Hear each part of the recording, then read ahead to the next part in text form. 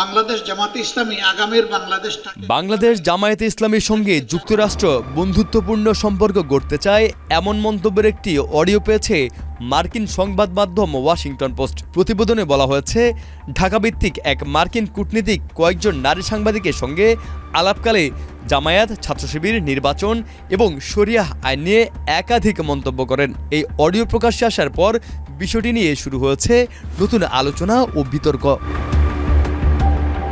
Washington পোস্টের প্রতিবেদনে বলা হয়, তাদের হাতে আসা ওই অডিওতে মার্কিন কূটনীতিককে বলতে শোনা গেছে বাংলাদেশ এখন ইসলামপন্থার দিকে ঝুঁকছে।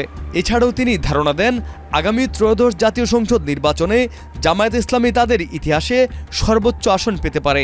এই প্রেক্ষাপটে কূটনীতিক বলেন, যুক্তরাষ্ট্র জামায়াতের সঙ্গে বন্ধুত্ব করতে চায়। অডিওতে তাকে বলতে শোনা যায়, আমরা চাই তারা আমাদের বন্ধু হোক। এ বিষয়ে ঢাকার মার্কিন দূতাবাসের মুখপাত্র মনিকা শিও ওয়াশিংটন পোস্টকে জানান, এই আলোচনা হয়েছিল গত ডিসেম্বর মাসে। এটি ছিল সাংবাদিকদের সঙ্গে মার্কিন দূতাবাস কর্মকর্তাদের নিয়মিত বৈঠকের অংশ। তবে এসব কথাবার্তা সাধারণত প্রকাশ করার কথা না। তিনি আরও বলেন, ভারত যুক্তরাষ্ট্র সম্পর্কের উপর এই বিষয়টি কোনো প্রভাব ফেলবে না। তিনি আরও বলেন, ভারতের দীর্ঘদিনের বড় উদ্বেগগুলোর একটি হলো জামায়াত। ভারত জামায়াতকে পাকিস্তানের মিত্র এবং এই অঞ্চলের নিরাপত্তার জন্য হুমকি হিসেবে দেখে। অডিও সামনে আসার পর এখন বড় প্রশ্ন, এটি কি যুক্তরাষ্ট্রের আনুষ্ঠানিক নীতিগত অবস্থান নাকি কেবলই একটি আনুষ্ঠানিক আলোচনার বক্তব্য?